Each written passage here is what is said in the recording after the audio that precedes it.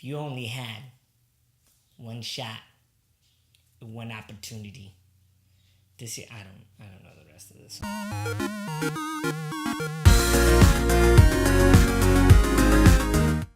Hey you guys, MTR, also known as Matt the Rat, and I'm from Comics After Dark Podcast at Rathouse, RATTHAUS.net, and I'm here on that hashtag show to bring you this week's brand new comic books. And guess what? Yes, I'm wearing a DC shirt and a Marvel hat. Deal with it. Alright, first up, you guys, is Valiant Comics Rapture number 1. And this comic actually starts off with the Geomancer. I really hope you know who the Geomancer is in the Valiant universe. They're the person that kind of protects the whole world and can control the earth and kind of go and do different things with the earth. Imagine more like Avatar: The Last Airbender. We essentially have a Toph. And this person is now in the dead side. And the thing is that the dead side is about to clash with our world. And we don't want that to happen. So while she's in there, it's great because she has a book and she's able to just jump around and know exactly what the answers are to every riddle that's thrown at her, to every enemy that comes towards her, to anything. And she actually finds out that the war is about to happen. The dead side's about to crash through. So now she seeks the help of Ninjak, Shadowman, and Punk Mamba to go ahead and save the day. And it's actually pretty cool because Shadowman, even though knowing exactly what happens in the dead side's like, no, I'm not gonna help you. And they're like, why? We need you. You have me here, captured. You just want to use me like a dog, and when you want to let me off the leash to attack, I get to do it, but then I have to come right back to the leash? No, not gonna do it. But the Geomancer does establish, hey, without you, we're gonna fail. So we need you. So Shadowman steps up to the plate. This was a great comic to look at. I loved everything about the art. The art was consistent. The art was nice. The art was clean. The art is something that doesn't hurt your eyes when you're reading it. You really look at it and you're like, okay, I'm going to submerge myself into this world. So with that being said, we actually have a new look with Shadowman. Because Shadowman kind of looked like when they originally rebooted the Valiant universe, I believe it was in like 2012. Shadowman looked like just a whole bunch of paint. He had white only on his face that kind of looked like a skeleton. He had spiky hair. He had no shirt, so it was all like painted black on him as well. He looked like if Bruce Banner was an all-black Hulk, but without hulking out and just a normal Bruce Banner because of the tattered shorts. I hope that was a good analogy. Nonetheless, now Shadowman doesn't look like that because he's been in the dead side for so long. And now he looks like he's got long hair. He's got this awesome hat. He originally had some dreads, yes, some feathers in the back. He doesn't have the black paint now. It's a like legit mask. Almost like Punisher mask, or even more so if I could compare it to something a lot of people may know, MF Doom. Kind of looks like MF Doom's mask, but white. So his new look is awesome. I really do love it. Going into writing, this was a great comic. You don't need to know the Geomancer to know what's going on. You don't need to know who Ninjak is. You don't need to know who Shadowman is.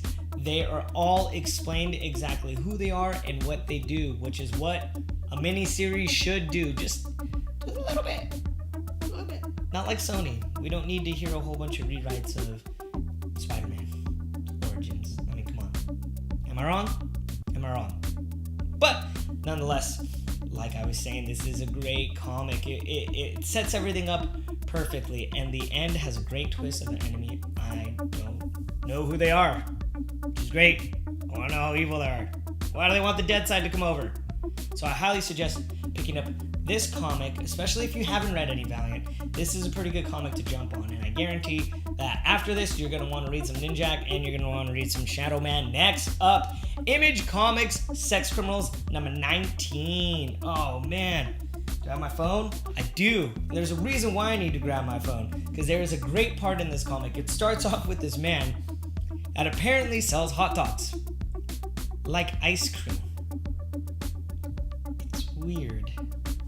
But what's weirder is the song that he has that goes with the hot dog truck. Are you ready for this? I might be short, but oh man. So Sorry.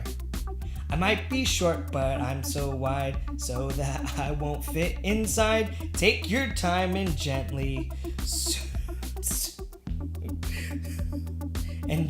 soon inside your mouth I'll be wide wiener, stumpy joy full of wide wieners. I'm not long, but I have girth. Wieners aren't one size fits all. Long, fat, short, bent, big, or small. Just be cool. And trust me, chum, I'm a wiener made for buns. It's so ridiculous.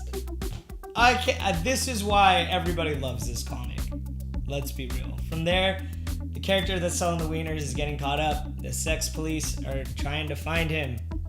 We're also following our main characters that are still having issues with their sex life and some other lies that have been said in a previous issue. Sorry, this is my first issue of reading this, so I don't know what that problem is, to be honest.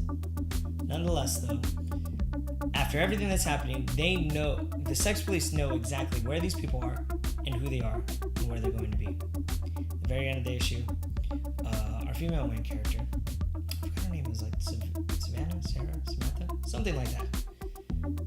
There's a job offer for her. And, spoiler alert, she's gonna take it. That's not the big issue with it, though. The big issue is she's willing to relocate. That means she's willing to part ways and get out of this whole sex criminal thing. Art was hilarious, although I must say what kind of bothered me is that the panels are really tiny. There's a lot of white space around everything. It's not a full page panel. I feel it's a little lazy, but nonetheless, Chip Zdarsky makes everything hilarious.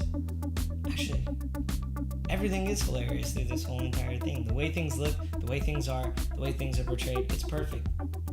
Even though it's so light bright, you're still laughing about how stupid and awesome everything is. Even the kids on the floor crying because they can't get a wiener. And I never thought I'd see that in my life.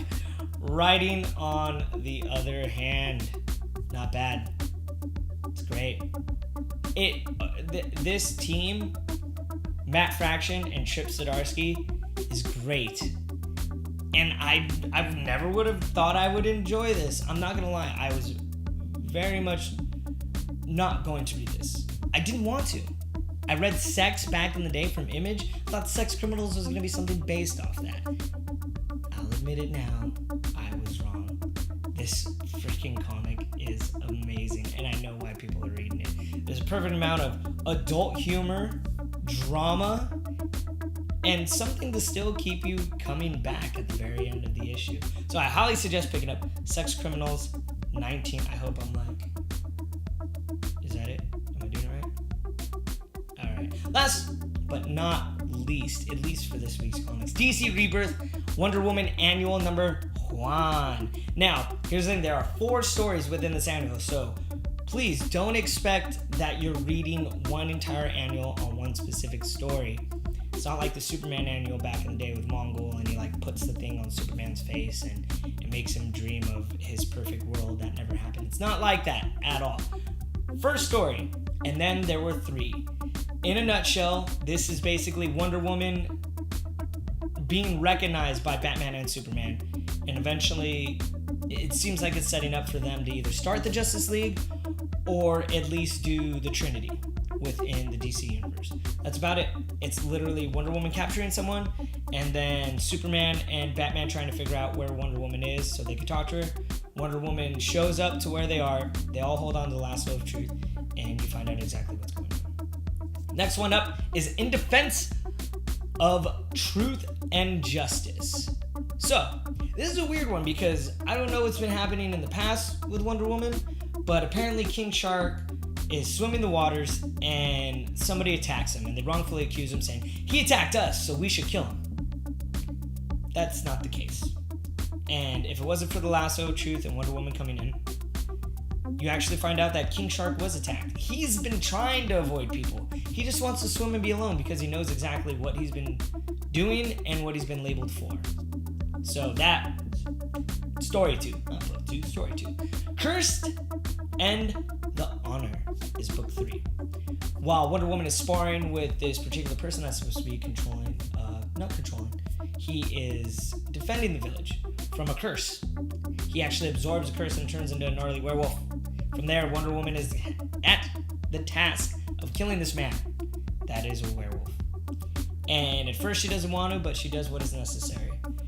At the very end, Wonder Woman is very upset because she's not trained to kill. She's trained to do everything she can until she has to kill. Unless the gentleman says you actually not only have protected this entire town because now the curse is dead, but you've helped me out because I was going to have to live with this forever either way. So you did me a favor by sending me on to the other side. Last but not least is the last kaiju. This was interesting because Wonder Woman comes in, this kaiju's attacking, and of course the army's like, kill it, for God's sakes, kill it. Wonder Woman's like, dude, calm down. Let me try to talk to it. She wraps her lasso around it. The poor thing was born, the mother died. From there, he's just been wandering around. And he's been trying to at least find some sort of companionship, but he just can't because it's a giant-ass kaiju. People want to kill it. What's the first thing you're going to think when you see a kaiju? I'm going to run. I have nothing to kill it with. Hopefully the army will do it. So Wonder Woman says, hey, let me fix this. And she grabs the kaiju, flies to, I don't want to say another world, maybe another land, seems more like a dinosaur land where other dinosaurs are. And Wonder Woman says, hey, you don't have to worry about anything. Here you are. You're in a land now where you can be peaceful, and I'll be back about every month or so. So if you ever need anything, just call me and I'll be back sooner. So let me do a game with you that other animals do on Earth. Cracks a tree down, throws it, and says fetch. And that is the end of DC's Rebirth Wonder Woman Annual #1. I will say art was very good. In every single issue, it is a different artist. And on top of writing, every single issue is a different writer. With art, they all fit exactly where they needed to be. They all were stories that if it needed to look like bright, it did. If it needed to look dark, it did. And everything was just tweaked slightly to everybody's own interpretation of Wonder Woman, which is great. Writing-wise, I also felt everything was just a solid, contained story in each of them. Although I will say Greg Rucka's run, which is, and then there were 3, I'm pretty sure that's going to be a continuation in whatever is happening within Wonder Woman in the comic books. Because I did hear when Greg Rucka jumped on for DC Rebirth that he's supposed to be doing year 1 of Wonder Woman. So I'm just going to guess that this has to do with that particular storyline. Everything else just felt like you find out who Wonder Woman is, what her standpoints are, why she does what she does. I do highly suggest picking this up, especially if you just want a contained story of Wonder Woman. You don't want something that you have to continue to read 6 to 8 issues to find out what this story arc is all about. This sums her up beautifully, especially before the movie drops this Friday, I believe. Yes. So you guys go ahead and pick up Wonder Woman DC Rebirth Annual #1. Last but not least, hey you guys, come on. I read comics. I want to give you guys a comic book retro review, and I read book 3 of Scott Pilgrim. And this is what I will say. So far, I've been trying to conquer all the Scott Pilgrims. Book 1 was probably about 90% dead on. Book 2 was about 70% on. This book, probably 40% of this book is actually in the movie. We're at the moment where we are fighting Envy's Envy's boyfriend, I should say. So that means that Sexbomb has gone and tried to play with Envy's band, The Clash at Demon Head. I had to pull that off the top of my brain. I didn't write that one down. But from there, it's actually pretty interesting because you get into this great scene of Ramona and Scott not being able to be intimate because 1, Ramona's actually jealous of Envy, and 2, Scott is thinking of Envy and can't be intimate with Ramona due to there's just nothing going on because he has another woman in mind. And that ends up being the entire comic book's overall theme is what happens when your ex does get brought into the picture. So it's not nearly as short as it is from the movie. The movie, you have Envy comes in, makes a phone call, then they bring him to do a show, and then from there they fight, and that's it. No, there is so much more. I highly suggest picking up Scott Pilgrim and all the books so far, because seriously, if you're a fan of the movie, you're not only going to love these books, but you're going to get a pleasant surprise of everything that's going on within these stories. It's great. It's awesome. And it's going to be a fresh take because you're not used to all the other stories or the other background that they're actually giving within all of this. My hat goes off to you, Brian Lee O'Malley, for writing this. It is great, and you understand comics as well as the relationship. So you guys, of course, go ahead and click subscribe right down there, or is it over there? It's one of these. This general area. Go ahead and leave a comment down below. Tell me if you love it. Tell me if you hate it. Tell me if you want to read more Independence. If you want me to read more DC. Whatever you want. Leave it in the comments below. Or, you can leave me bad comments. I don't care. I'll take your criticism. It's fun. Also, you guys, make sure to go to hashtag.com for all your geek news. Until next time, I'm your host, MTR, also known as Matt the Rat. Later!